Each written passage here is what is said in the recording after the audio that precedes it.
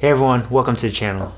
My name is Byron, and today I'm going to share a tip for new managers that has helped me a lot in my career. Being a new manager is a little scary. It can be a time in your career where a lot changes very quickly.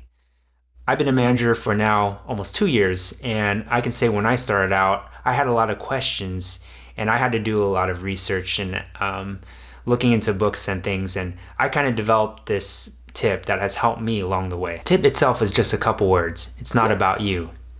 So I'm going to go over 3 main points and the secret as to why this works for me.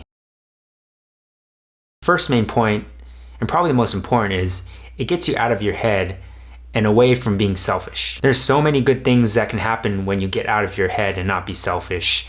And really, this part of it is actually beneficial not just for managers, but for everyone sometimes. So not that far back, all I really cared in my work was how much knowledge I had and expertise, and how did that result in how I performed. In some areas I was a top performer, but it was the only mindset I had and valued. Surprisingly, a lot of people can go through their careers like this, and they do get really good at their job. But something changes when you start managing. You have a team, you have people reporting to you. Suddenly, it's not just about you, it's about everyone that's reporting to you and your team. Even when I wanted to do things that I personally desired, but really wasn't for the benefit of the team, sometimes just saying these words in my head was enough to just get me in the right mindset. The other part that helped me realize this was when I was frustrated this one week about how much work we were getting at the moment, and maybe I was letting some of my frustrations show, and my boss saw that. So he pulled me aside and he kind of explained to me, and he told me, Byron, you have to understand when you're a manager, like what you do reflects on the people that are reporting to you. Like, they see your state of emotion at all times, and really you're their example. I wasn't thinking about that at the time, but it was true. What example was I putting for the people who were reporting to me? What message was I sending to them? And is this the kind of behavior I want to model to them? It later occurred to me how right my boss was, because if you think about it, when you're a new manager, it's the first time in your career someone is directly influenced by you. You have a lot of power in determining how their day goes by the work you sign them. You sign their time cards, and really any action you do is magnified and they see it. And it's like you're under a microscope, and that microscope is on you all the time. So to finish this first point, the words "it's not about you" is like a quick reminder to me to remember all these things that I learned, and to remember that, you know, to not be in my head and just think about me, but think about all the things that are happening around me and the people who are watching me. The second main point to why this works is it helps you hire people who are better than you. In the book Work Rules by Laszlo Bock, he talks about hiring people and hiring exceptional people from the start. So after reading this book, I could understand logically why you'd want to do this.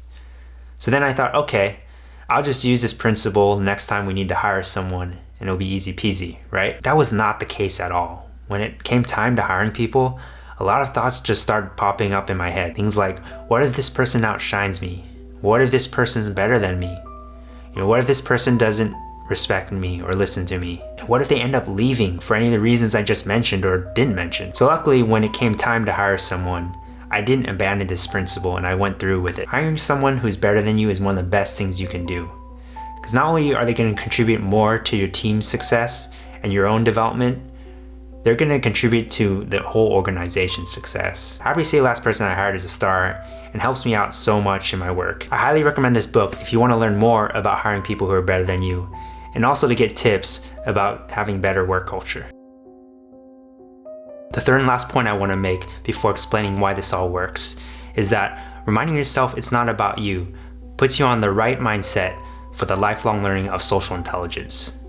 Here's what I mean. I remember in management training a couple years ago, there was a quote that really stuck out, and it was, "Be prepared to add being a student of human behavior to your interests and passions if you want to manage, supervise, or lead." That same quote seems to pop up in different forms. It recently came up again when I was reading the book Mastery by Robert Greene. In this book, he talks about developing social intelligence. One of the first things he introduces about this is that we all start off in childhood and we develop what he calls the naive perspective. What is the naive perspective? In this perspective, he explains it's when we are inward looking and we view people through the lens of our emotional needs. So this is going to be a very simple example, but I even noticed times when I fell into that. About 5 years ago, when I had a really important exam to take, I asked my supervisor at the time for a lot of time off. Unfortunately, he didn't grant it to me, at least all of it. He granted me some, but it felt like it wasn't enough. And in turn, I got really upset and I had a lot of emotional reactions to it. And I just thought at the moment that, he didn't really care about my career. He didn't care about, training me. And really, now that I think about it, that was definitely the naive perspective kicking in, because I really saw everything from my point of view and my emotional needs at the time, when really he made his decision for very logical reasons, and I can understand that now, but it's hard to see that at that time. Robert Greene explains this is natural when you're young, but when you take it into professional life, it can lead to a distorted view of reality, and it blocks us from developing social intelligence and empathy. One common tell that you're trapped in the naive perspective is if your thought is mostly focused on what others have done to you. Focusing on a naive perspective is inward, while detaching from it allows you to observe people without bias and develop an understanding with total acceptance. By chance, I found out reminding myself it's not about you helps keep me out of the naive perspective. So now to talk about the secret and why the words "it's not about you" works so well. So in this video, I had 3 main points and it took some explaining to do. Unless you carry a notepad all day and constantly remind yourself, it's not going to be easy to remember all of this. I like to break things down and get into the essence of what it really is and simplify it.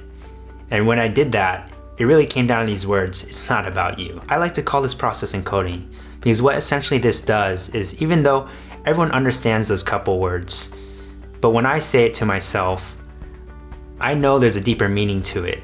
And it's a very easy way to quickly get me into that mindset without having to remember every little detail. So whenever I'm at my job and I feel like I'm getting frustrated and starting to show I think it's not about me, whenever it's time to hire someone and we're about to start the interview, I think it's not about me.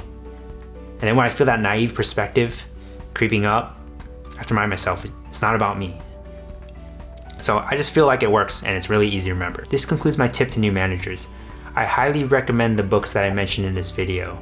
I hope this helps, especially if you're new to management and facing the same problems that I faced when I was new as a manager.